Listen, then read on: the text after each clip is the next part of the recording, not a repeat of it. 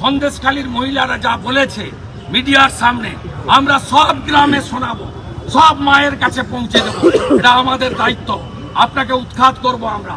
আপনি মায়েদের ইজ্জত নিয়েছে আপনার লোকেরা, আপনাকে আপনার দলকে আমরা ছাড়বো।